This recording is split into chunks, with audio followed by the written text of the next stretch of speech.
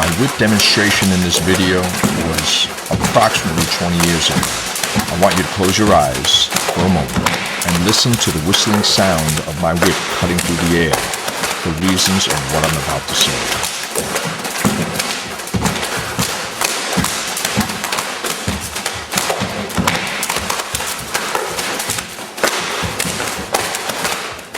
Approximately 30 years ago or so, I attended a rank evaluation in Long Island at my former brother's martial arts school, Spencer G, which was held in a room that was about 10,000 square feet at some racquetball club. Attending were George Brewster and his students, my former instructor, Matt Marinas, and I believe there were other instructors, famous instructors, Filipino martial arts instructors from the tri-state area. That day, my students fought all of Spencer G's top students, who trained with him for like 6 or 7 years, and my students only trained with me for 2 years.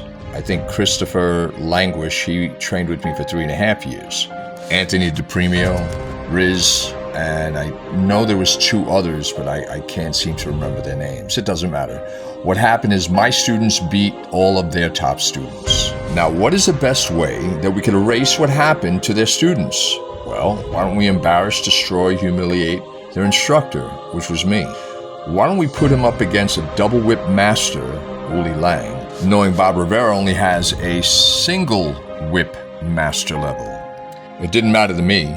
As soon as they called my name, I ran up to the center of the floor, and Uli was across from me, and I knew that after we were going to fight, we were definitely going to go eat. That's the only thing that was on my mind that day, was to train, to teach, to help others, and to break bread. And if I get a chance to fight, that's great. Once again, we're surrounded by all these people.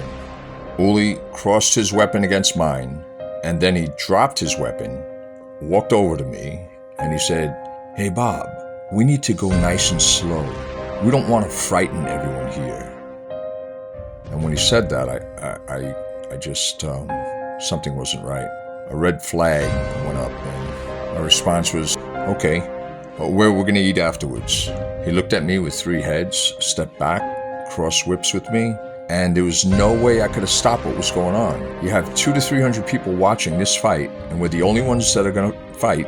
There's no one else around, and I just knew something was wrong. Once we were released, Uli Lang jumps in the air, 3 feet high, and came straight down on my face with his double whip master skills. Don't ask me how, but in a blink I was not there. This double whip master, my former brother Uli Lang, had the intent to blind, disfigure, and scar me for life. What happens if one of his double whip master skills would have hit my face? The malicious intent that he wanted to cause physical harm or deadly physical harm. Choose. Which one was it? The fact of the matter is that he was coming straight down across my face, across my head, on top of my head, across my neck. Whatever it is, there is a video out there, and they did videotape this fight. They videotaped all the fights that day. What would have happened if one of those whips would have cut across my neck, would have severed my neck? What happens if he severed my carotid artery? You think maybe that would have been painful, or maybe he would have cut my carotid artery, I would have been dead? Who knows? Nobody knows. It didn't happen. He didn't touch me. With his double whip master skills, he did not touch me. He didn't hit my hand. He didn't hit my leg. He didn't hit my head. He didn't hit my body. Nothing, nothing, nothing, nothing. He couldn't touch me. But yet, he had the intention of showing my students that I'm not the fighter that everyone knows that I am. He wanted to eliminate any chances of me teaching ever again, but I wasn't there. This double whip master, Uli Lang, did not hit my hand, did not hit my face, my arms, my legs, my body. Nothing, nothing. Not one single touch. Why? Because I was not there.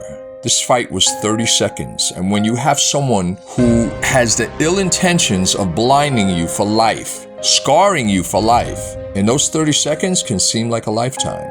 Was this planned? Or was this Uli Lang all by himself in his little island, and that he was so insecure of himself, and he needed to try to make a name for himself, but he failed? Was this attempt to try to boost him up in front of all the hundreds of people that was there? Well, if it was, he failed. What he did accomplish is that he looked like a fool, because I wasn't sitting around and fiddling my thumbs.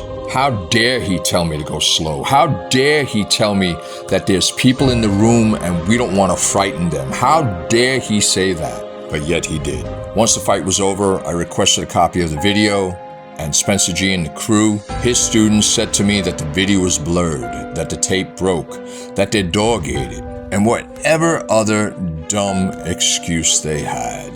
That tape is out there. Anyone that has that tape, anyone has that footage, I will train them for life, for free. We will see if it surfaces or not. I would have had new nicknames. I would have been Scarface. My name would have been Scarface. Or maybe Bob the Pirate, because I wouldn't have an eye. And there would have been a scar across my face. It happened. There's a tape out there. I'd like to see all my students defeat all of Spencer's students. I'd like to see my fight where I was playing chess with the double whip master. And maybe I made this all up. Maybe I imagined all this. But if there's a tape out there and it does surface, then we'll know the truth.